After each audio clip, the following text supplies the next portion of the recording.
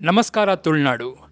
ಮಂಗಳೂರಿನ ಮೂಡಾ ಕಚೇರಿ ಎನ್ನುವುದು ಯಾವ ರೀತಿಯಲ್ಲಿ ಬ್ರೋಕರ್ಗಳ ಮತ್ತು ಅಧಿಕಾರಿಗಳ ನಡುವಿನ ಒಂದು ಅಪವಿತ್ರ ಮೈತ್ರಿಗೆ ಕಾರಣವಾಗಿದೆ ಎನ್ನುವುದು ನಮಗೆಲ್ಲರೂ ಗೊತ್ತಿರುವಂಥ ಸಂಗತಿ.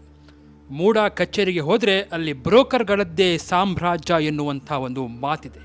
ಅದಕ್ಕೀಗ ಸಾಕ್ಷಿ ಎನ್ನುವಂತೆ ನಿಮ್ಮ ಎದುರಿಗಿರುವಂಥ ಈ CCTVಯಲ್ಲಿ ಸೆರೆ ಸಿಕ್ಕಿರುವಂಥ ದೃಶ್ಯವೇ ಇಡೀ ಕಥೆಯನ್ನು ಹೇಳುತ್ತದೆ.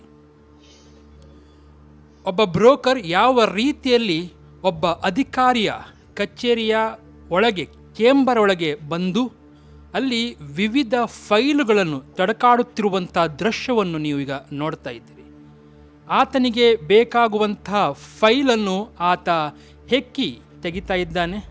ಯಾವುದೇ ರೀತಿಯಲ್ಲಿ ಹೆದರಿಕೆಯಿಲ್ಲ. ಒಬ್ಬ ಅಧಿಕಾರಿಯ ಕಚೇರಿಗೆ ತಾನು ಅಕ್ರಮವಾಗಿ ಚೇಂಬರ್ಗೆ ನುಗ್ಗಿದ್ದೇನೆ ಎನ್ನುವಂಥ ಯಾವುದೇ ಮುಜುಗರ ಕೂಡ ಇಲ್ಲದೆ ಆತ ತನಗೆ ಬೇಕಾಗಿರುವಂಥ ಫೈಲಲ್ಲಿ ಯಾವ ರೀತಿಯ ದಾಖಲೆಗಳು ಇದೆ ಎನ್ನುವುದನ್ನು ನೋಡ್ತಾ ಇರುವಂಥ ದೃಶ್ಯ ಈಗ CCTVಯಲ್ಲಿ ಸೆರೆ ಸಿಕ್ಕಿದೆ. ಅದರ ನಂತರ ಆತ ತನ್ನ ಮೊಬೈಲನ್ನು ತೆಗಿತಾನೆ. ಮೊಬೈಲನ್ನು ತೆಗೆದು ಅದರಲ್ಲಿ ಏನು ಮಾಡ್ತಾನೆ ಎನ್ನುವುದನ್ನು ಕೂಡ ನೀವೀಗ ನೋಡ್ತಾ ಇದ್ದೀರಿ.